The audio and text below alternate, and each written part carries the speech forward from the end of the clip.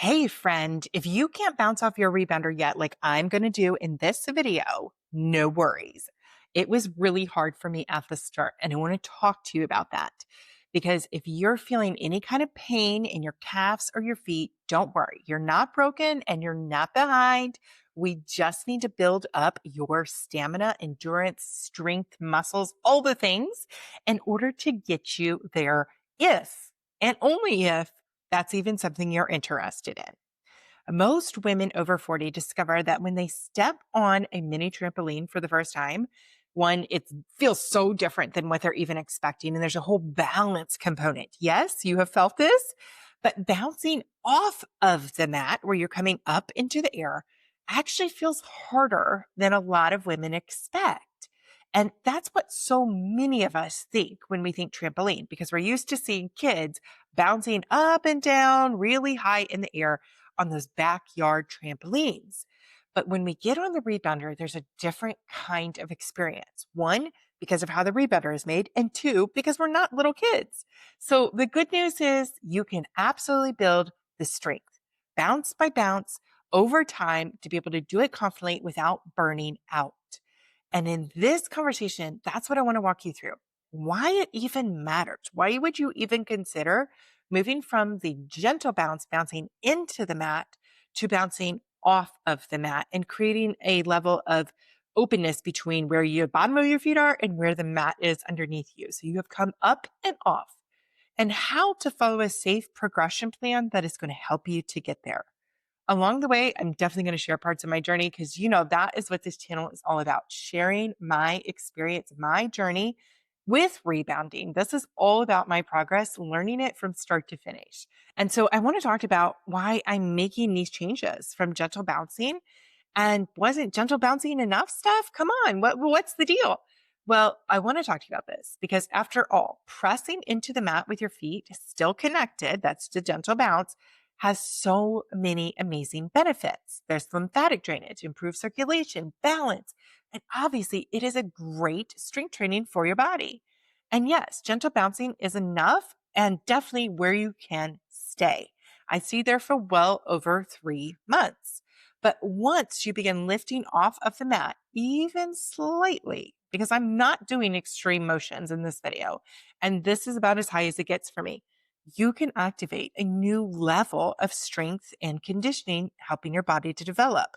So when your feet leave the mat, your muscles, especially your calves, your feet, your quads, your glutes, and your core, have to contract more forcefully in order for you to propel upward.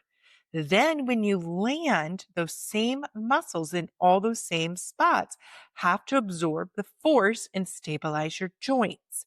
That simple lift intensifies the work being done on your body. And I can feel it. I can feel different parts of my body that, I'm here almost daily showing up on my rebounder.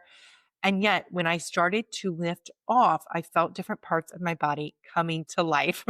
You know it when you feel new muscles that you haven't been using, or you're using them in different ways. And all of a sudden you're like, oh, I'm very aware of that muscle. So the key benefits of bouncing off of the mat, I'm going to summarize these for you. Greater muscle activation. That's what I just said. Now, number 2, bone density support. And this is super important for us as women over 40.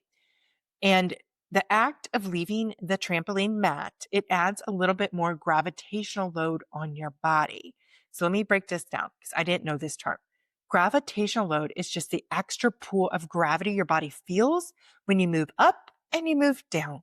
So when you're standing still, your body is only dealing with the normal pull of gravity, but that's why we don't float away.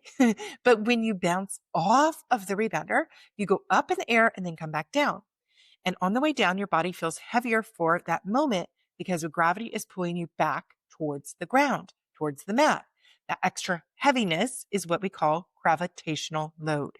Repeated loading and unloading, the up and down, it stimulates bone density in a safe, low impact way. Compared to, we're definitely comparing this to running or jumping on hard surfaces. So you see me, I've taken to using these jump ropes And I see other people who jump rope and they're jumping on concrete, they're jumping on other hard surfaces, and it looks cool. But for me, I'm like 100% no, I'm out. I'm going to do it entirely where I'm jumping rope on my rebounder because I need that cush of the bounce with the rebounder, not on the hard concrete. We're still getting the same benefit without the impact. It's low impact versus more intense impact. And that's better for my joints. That's better for my overall body. That's where I need to meet myself in my workouts. So overall, these small repeated changes in your gravitational load, the up and down, the on and off, load signals your body is going to grow stronger. Your muscles are going to adapt more. And that's why rebounding becomes so good for bone density, balance, and strength all in one as we're working out. That's fabulous for us as we age as women.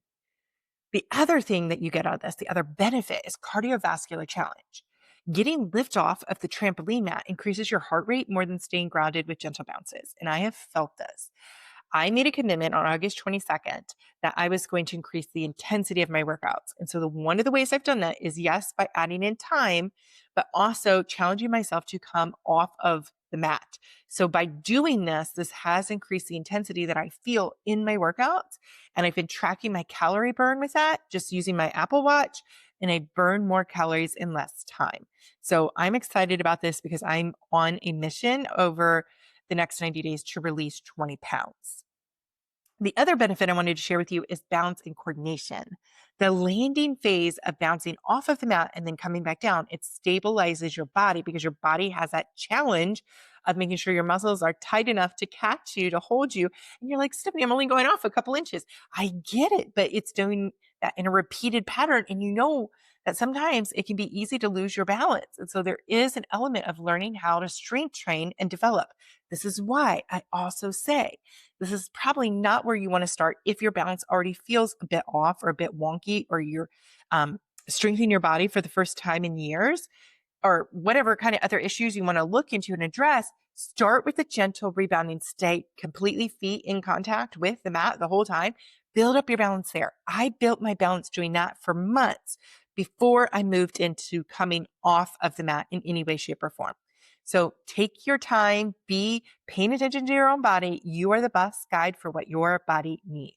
So my gentle rebounding is 100% fantastic, and I'm all in, and I still do it plenty of days out of the week. Bouncing off of the mat does unlock another layer to your strength, your health, and your vitality. So if you want that added challenge, this is what you could consider. And when I first started bouncing, I was doing this because that was just what I had in my mind. Bounce like the kids on the trampolines. And it didn't work for me because I needed to build up those muscles. So I just want to stress this again. Take your time. Do not start out with this if this is not where you already are physically fit and, athletically trained and all the other things. Take time to build up your muscles and build up the strength that you need. My first rebounding experience was exhausting because I was trying to do too much off of the mat and I wasn't ready for it. I also was not equipped with the right rebounder. And so that's also a super important thing. I don't do bouncing off of any rebounder. I bounce particularly off using my Bellicon rebounder because it gives me extra cushion, extra support, and it's more of a bouncy feel. So it's gentler on my feet is how I would explain it. But I don't bounce on hard surfaces like the ground. I don't ever go around just jumping for no reason. Like, that's not me.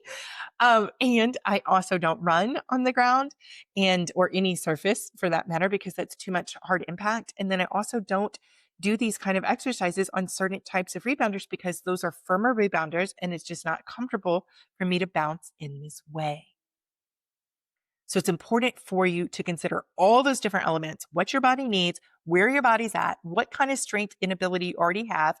Is your balance enough to be able to maintain it? Do you have the right rebounder or the right surface? However it is that you decide that you want to start bouncing or jumping, or if you want to add in the element of jump rope, all these different things.